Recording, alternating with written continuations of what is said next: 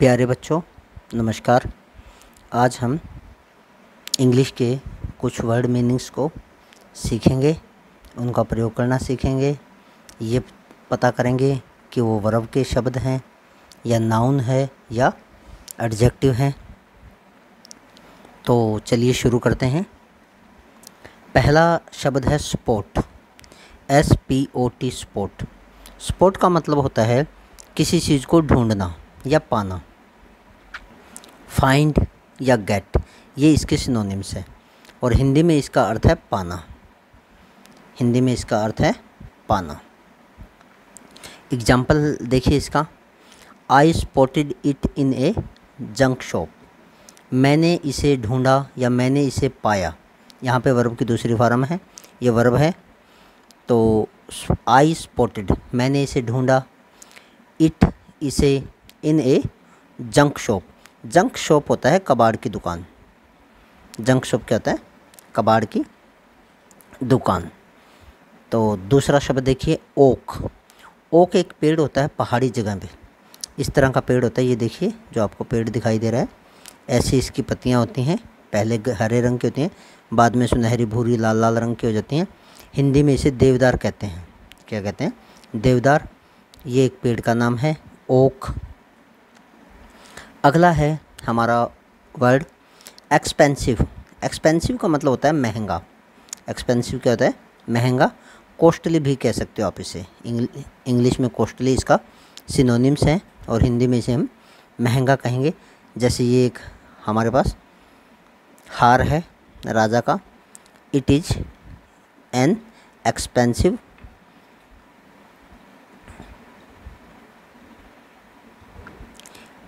जैसे देखिए यह एक मुकुट है, तो ये क्या है?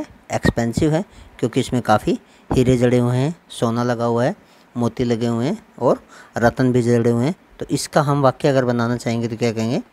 It is an expensive crown. Crown होता है राजा का मुकुट। तो यह क्या है? एक महंगा या कीमती, कीमती भी कह सकते हो आप इसको। यह एक कीमती मुकुट है।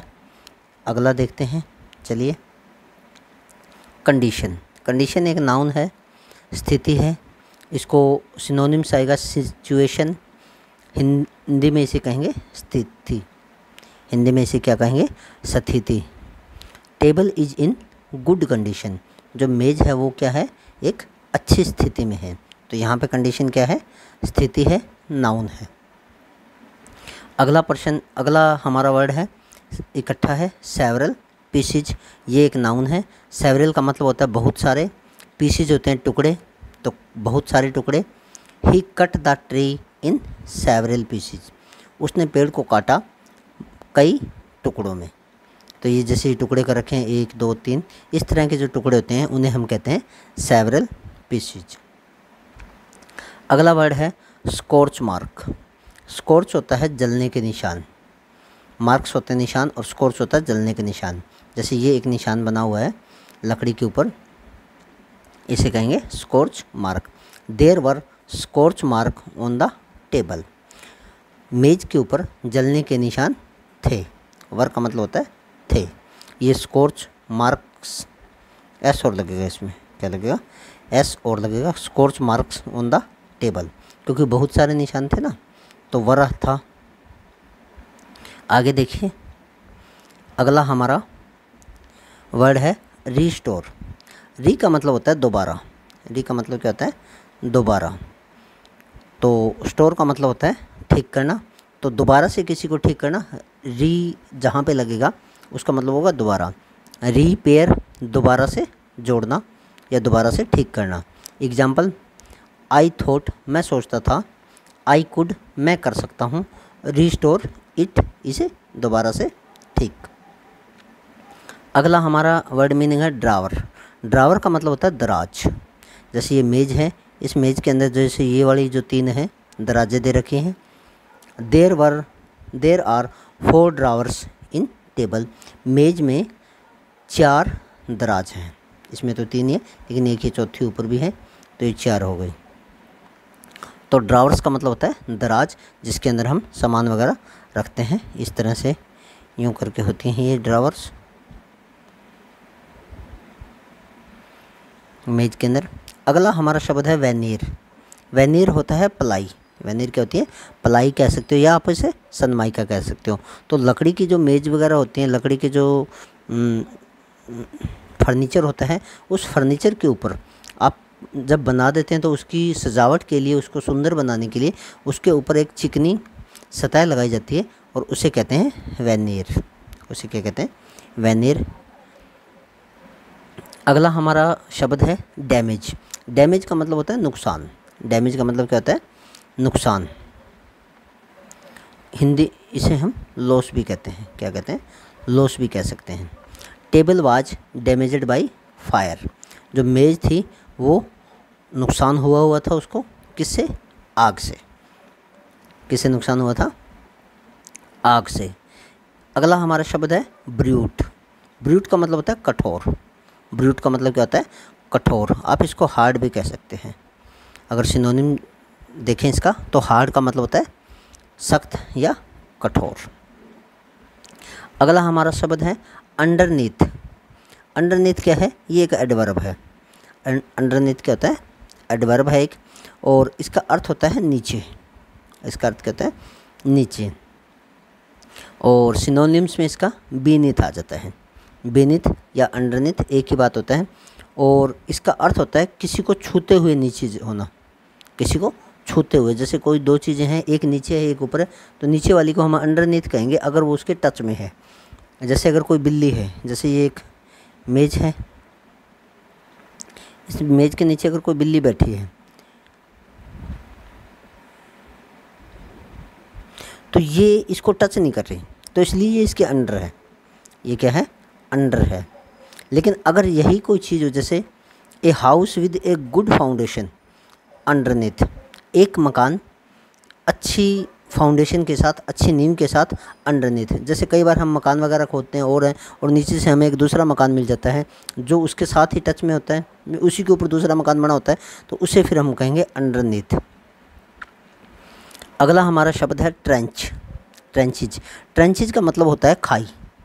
ट्रेंचेज का मतलब खाई। जैसे ये देखिए, जो जेसीबी है ये यहाँ पे ये खाई खोद रही है, तो इसको कहेंगे ट्रेंच।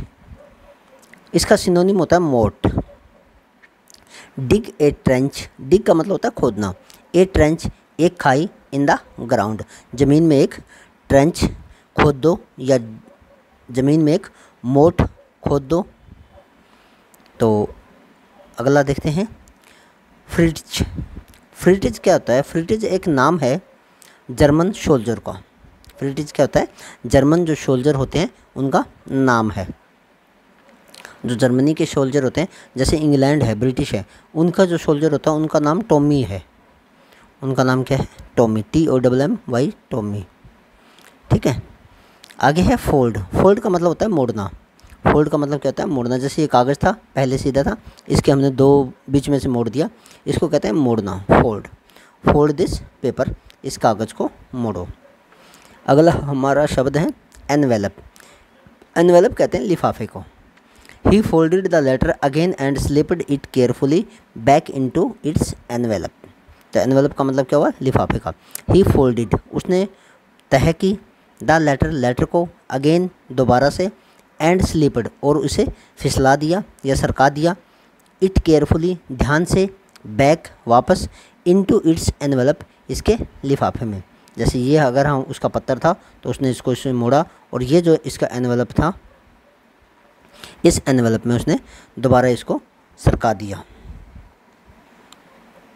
अगला हमारा वर्ड है कीप अवे। कीप अवे का मतलब होता है दूर रखना। कीप अवे का मतलब होता है दूर रखना। I kept away from it all night, मैंने इसे सारी रात दूर रखा। आई केप्ट अवे, मैंने इसे दूर रखा, फ्रॉम इट, इससे, ऑल नाइट, सारी रात। तो चलिए अगला वर्ड मीनिंग देखते हैं। सेलो। सेलो का मतलब होता है वायलिन। ये वाली है जो इसको सेलो कहते हैं, ये क्या है? सेलो है। A musical instrument like a large violin. Hindi में इसको बेला कहते हैं। हिंदी में इसको क्या कहते हैं? बेला कहते हैं। ए म्यूजिकल इंस्ट्रूमेंट होता है लाइक ए लार्ज वायलिन, जो बजाने वाली वायलिन होती है उसका जो बड़ा आकार होता है उसे कहते हैं सेलो। वाक्य बनाएंगे, he played cello in an orchestra.